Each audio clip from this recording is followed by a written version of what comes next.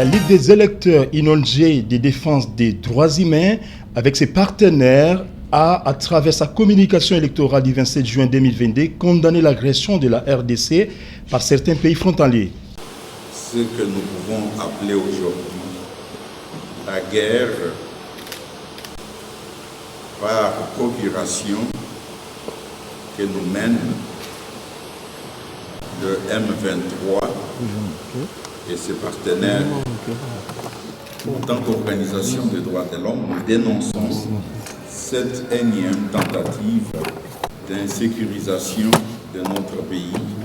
Et en tant qu'organisation prônant pour l'éducation civique et électorale, prônant les valeurs de dignité humaine, les valeurs de démocratie, y compris les valeurs de prise et de conservation du pouvoir par les élections, nous condamnons cette tentative que d'autres pourront utiliser comme prétexte afin de nous faire revivre ce que nous avons déjà connu, des négociations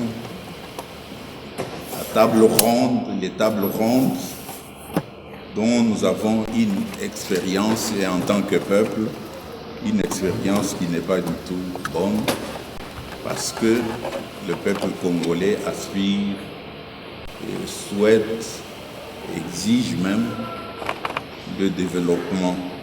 En outre, cette ONG qui a longtemps lutté pour l'instauration de la démocratie, de surcroît la tenue des élections aux standards internationaux, a insisté lors de cette matinée électorale pour le respect du processus électoral en cours et son accompagnement par des experts fournis à travers des partenaires traditionnels de la CENI, dont les ONG des droits de l'homme et plusieurs mouvements citoyens.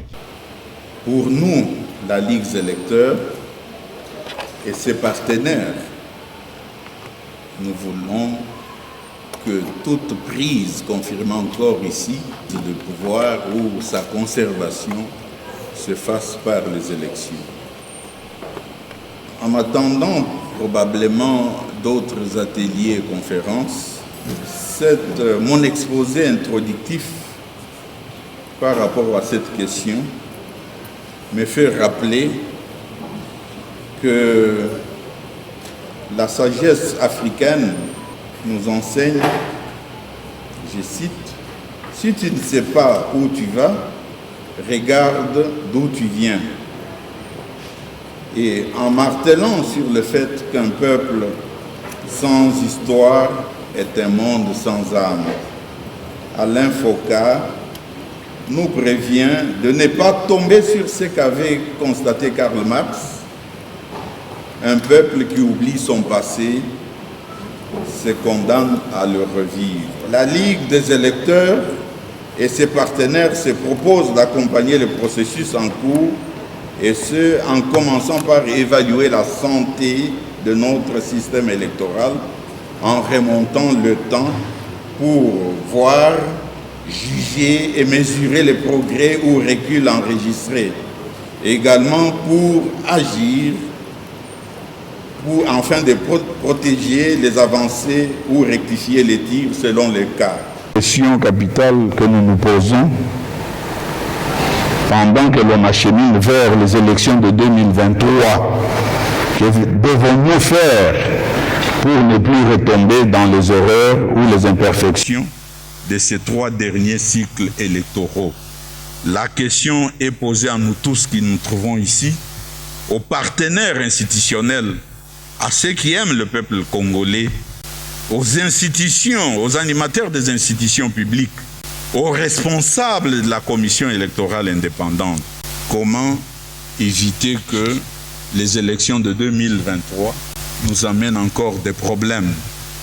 Voilà pourquoi nous, la Ligue des électeurs et nos partenaires, nous avons décidé, sur demande insistante de la population congolaise, de nous impliquer. Et notre façon de nous impliquer, c'est dans l'éducation civique électorale et l'accompagnement des électeurs, la population électorale, dans l'encadrement du processus électoral, dans toutes ses péripéties, avant, pendant et après les élections. Et cela sur l'ensemble du territoire national. Puis s'en est suivi l'échange entre les comités de la Ligue des électeurs dirigés par Paul Sampou et les participants venus pour la circonstance. Je suis curieuse de connaître les partenaires, puisque vous avez présenté les programmes de la Ligue des électeurs et ses partenaires. Puisque je sais que la Ligue des électeurs a travaillé aussi en consortium avec les autres organisations de la société civile. Là, je parle de la Cimoncel. Je ne sais pas ce que vous avez présenté comme programme, c'est programme Ligue des électeurs ou bien programme Ligue des électeurs en consortium avec les autres organisations de la société civile. Moi, c'est le prof Arthur Sekampela. Je vous remercie d'abord pour votre brillant exposé, où vous avez retracé l'historique des élections organisées dans mon pays. Et ensuite, vous avez ajouté vers la fin les raisons qui font que une bonne fraction de la population s'intéresse peu aux élections. C'est-à-dire qu'il y a un désintérêt. Personnellement, je pense que parmi les raisons qui font qu'il y a un désintérêt, c'est l'indépendance de la commission organisatrice de ces élections. Lorsque cette commission est réellement indépendante, ça va faire que les gens vont donner un peu plus de crédit.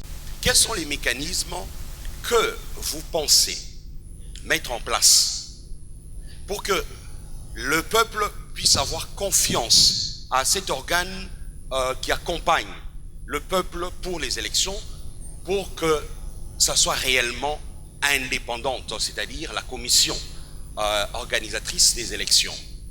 Et comment vous pouvez convaincre le peuple que ceux-là qui vont sortir en tant que candidats ne seront pas choisis par l'extérieur? Pasteur Fofana, je suis cadre à la CENI.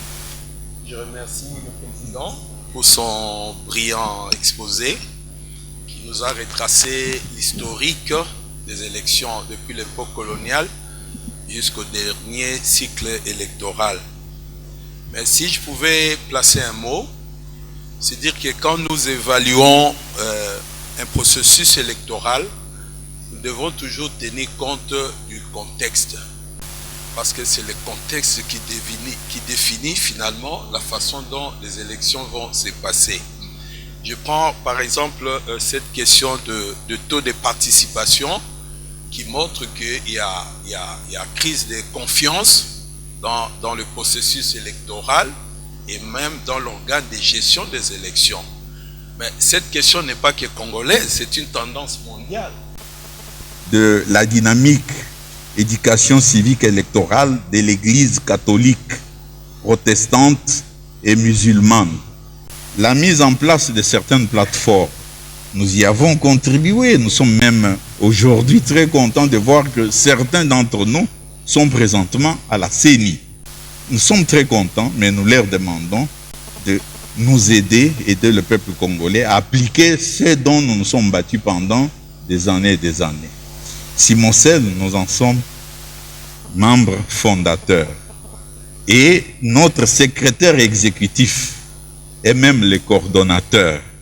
Nous travaillons dans ce programme, nous allons travailler avec toutes les plateformes, y compris Cimoncel. Pourquoi? Puisque nous avons à gagner en informant de plus de monde possible. Si par exemple, une plateforme n'est pas en mesure de couvrir les territoires nationaux, quoi de plus normal que de demander à ceux-là qui sont là, en province même là sur place, mais ailleurs, de combler le vide, cette absence-là. Et donc, le programme de la Ligue des électeurs et ses partenaires concerne également Cimoncel. Je voudrais répondre à la question du professeur Arthur, qui s'est posé la question, qui disait que l'extérieur nous impose des vainqueurs. Et moi, en tant que membre de la société civile, je suis beaucoup plus activiste dans le contrôle citoyen. Les élections, c'est nous qui allons voter. Et c'est le jeu congolais qui proclame les résultats. Notre rôle, c'est d'ouvrir l'œil Si nous ouvrons l'œil et que nous encadrons le processus, nous observons, nous contrôlons, nous faisons le monitoring, je donne un exemple. Il est de coutume, bon, une mauvaise coutume qui dit qu'en Afrique, on n'organise jamais les élections pour le perdre. Nous sommes en République démocratique du Congo. En 2018, le pouvoir qui a organisé les élections avait un candidat. Est-ce que ce candidat a été proclamé? Si ce candidat n'a pas été proclamé, c'était de gaieté de cœur ou c'était par contrainte? Parce que tout le monde a été regardant sur les élections. Et si nous essayons de bien regarder, de bien monitorer, il faut tirer les leçons du passé. Où est-ce que nous avons échoué et qu'est-ce qu'on peut faire maintenant? Je crois que si tout le monde observe, contrôle et gère les résultats, l'Occident aura même du mal à nous imposer un résultat qui soit irréaliste. À la question de comprendre la motivation ou l'intérêt qui a inspiré la Ligue des électeurs et ses partenaires à ouvrir des assises de formation et sensibilisation, le président Paul Sampou et ses collaborateurs précisent. C'est pour le développement de notre pays et ce développement doit se faire par le renouvellement de la classe politique dirigeante. Il n'y a pas 1000 voies, il n'y a pas question de suivre la voie de la violence, comme d'aucuns peuvent penser à cela. Tous nous avions conjuré cela à travers les grands forums que nous avons eus, la conférence nationale souveraine, ainsi que les dialogues intercongolais. Et donc la seule voie de conserver et d'accéder au pouvoir, ce sont les élections. Voilà pourquoi les élections, comme je l'ai dit dans mon exposé, jouent le rôle que le sang joue dans l'organisme humain. Il faut avoir du bon sang, il faut avoir de bonnes élections. L'intérêt, c'est celui-là. Et avec nos faiblesses historiques par rapport aux élections, nous constatons que nous pouvons nous amender, nous pouvons enrichir, nous pouvons nous améliorer. Si chaque fille et fils de ce pays devient un électeur averti. C'est le travail d'éducation civique électorale d'une importance capitale. L'assistance a aussi apprécié à sa juste valeur cette ouverture des séances pédagogiques électorales. Normalement, ce qu'il faut, nous commençons d'abord à saluer cette participation et active de la Ligue des électeurs, coordonnée par le président Paul Sampou, à qui je respecte et je salue de passage. C'est un homme de valeur et de haute valeur, parce que par ses missions des droits des hommes, des droits de l'homme plutôt, je crois en 2005-2006, je venais même de le dire dans la salle, 2011, nos têtes ont été réservées à couteau tiré à couper, mais par rapport au processus électoral, comme il a relevé d'abord l'historique des élections au Congo, c'est un peu très important, et ces plaidoyers devaient continuer en dehors de ces cadres. Aller dans des provinces et faire aussi des séances mixtes avec le gouvernement, la Commission électorale nationale indépendante et pourquoi pas les partenaires traditionnels comme l'OIF, l'Organisation internationale de la francophonie qui nous accompagne aux élections. Nous en avons aussi la SADC, il y a aussi l'ONI qui accompagne. Merci beaucoup, merci messieurs pour la question.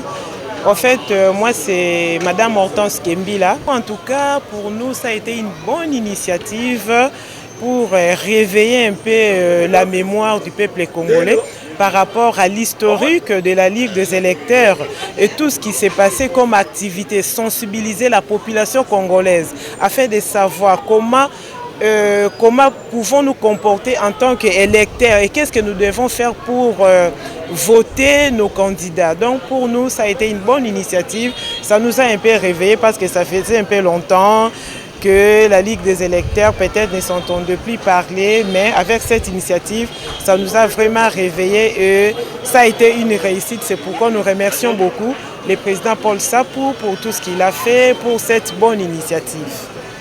Et moi, ce que je peux ajouter, ça ne s'arrête pas là, qu'on puisse organiser des matinées comme ça pour qu'on puisse vraiment réveiller la conscience de la population. Parce qu'au niveau des électeurs, nous ne comprenons pas vraiment ce qui se passe. C'est un peu ça. Si ça se multiplie, ça sera une bonne chose pour nous. Les RD congolais devraient désormais, à l'issue du scrutin, fêter et non se diviser par le rejet des résultats des élections mal organisées. Voilà la raison des formations et réflexions qu'il lance avec patriotisme la Ligue des électeurs. Monsieur,